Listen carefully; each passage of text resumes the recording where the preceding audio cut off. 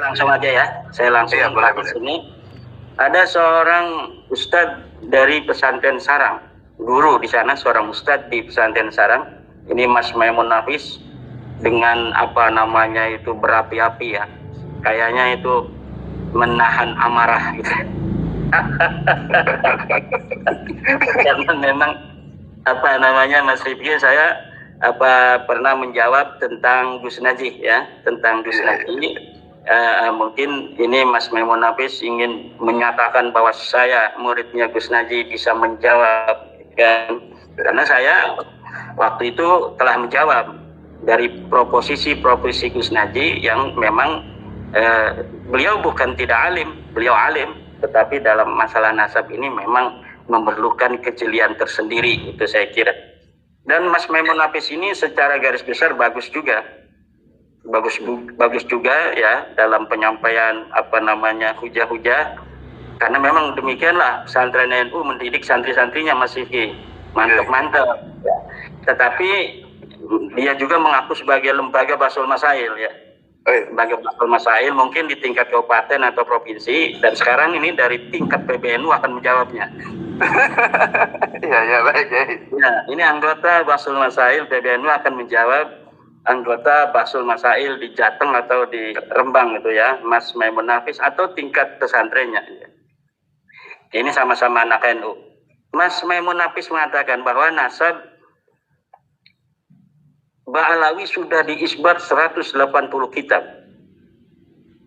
Ini sama dengan Mas Hanif Alatas tadi ya, 150 kitab atau 180 kitab. Ya saya katakan lagi, Mas Maimun Nafis 1000 atau 2000, 1 juta kitab yang mensahihkan nasab Ba'alawi itu akan mentok ke abad 9 kepada kitab Al-Burqatun Al-Musiqah dan kitab Al-Jawharus Syahbah. Karena memang itu muaranya di situ, dimulainya dari situ, bendungannya di situ, kemudian dialirkan kemana-mana. Bisa tidak sebelum dari bendungan Al-Jawharus Syahbah dan apa namanya Al-Furqah itu, kitab itu atau pengisbatan itu melaju sampai ke Ahmad bin Isa? Tidak ada, Mas Maimun Nafis. Nasab Ba'alawi dipabrikasi, dibangun pada abad ke-9. Itu ya. Wah, ulama-ulama itu ulama apa namanya yang siqoh, adalah dan sebagainya. Kita tidak meragukan kesiqohan para ulama. Kita tidak meragukan keadalan para ulama. Tetapi kita harus sadar bahwa ulama itu tidak maksum. Ulama itu tidaklah dijaga oleh Allah seperti Nabi Muhammad dijaga, para anbiya dijaga dari kesalahan. Kalau kita mengatakan ulama pasti benar, maka akan banyak orang-orang yang apa namanya harus kita benarkan. Ketika salah satu berbeda dengan yang lainnya, kita akan bingung, semuanya maksum kok. Ini tidak begitu. Agama ini agama dalil.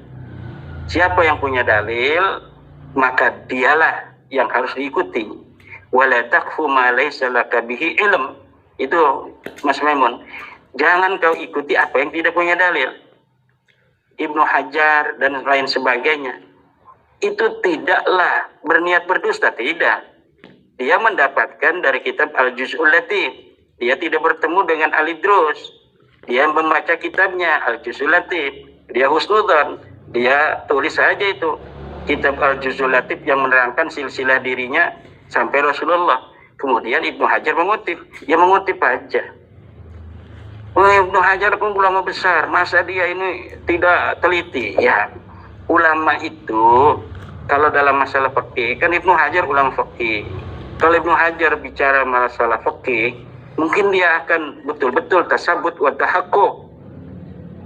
Tetapi ketika hanya bicara tentang silsilah sanad yang hanya untuk apa namanya itu tabarrukan, ya nggak perlu beliau itu mentasabut dan mentahakuk. Akan banyak waktu terbuang untuk seorang Ibnu Hajar yang ahli fikih kalau untuk mengisbat nasab Ba'alawi atau meneliti nasab Ba'alawi satu persatu. Contohnya saya ini 2 tahun ini nguprak nasab Ba'alawi, banyak tulisan saya, kitab-kitab saya belum selesai. dalam bahasa Indonesia. Saya punya kitab buku Induk Fikih Islam Nusantara, baru jilid 1 dicetak.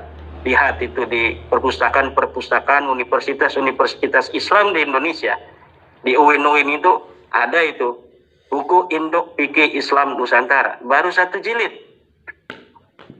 Jilid keduanya sampai sekarang belum selesai. Kenapa? Mikirin nasabnya Bahlawi ini nih. Kemudian kitab Al-Muqtafi fi Syarhi Nihayatiz Zain karya Syekh Nawawi At-Tanar Al-Bandani. Itu saya baru syarahin 1 juz ya, 1 juz dari puluhan juz yang saya rencanakan. Itu bisa dilihat di dalam internet, di arsip.com, di Maktabah Nur dan lain sebagainya. Al-Muqtafi fi Syarhi Nihayatiz Zain.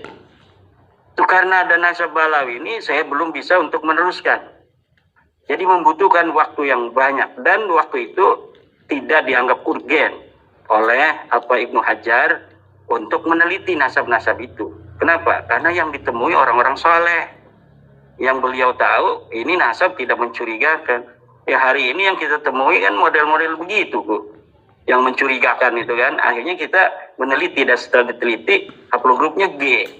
Setelah diteliti nasabnya nggak nyambung, ya kan, 550 tahun. Di kitab sejarah tidak ada nama-namanya, apalagi nanti kan. Kemudian Mas Maimun Nafis,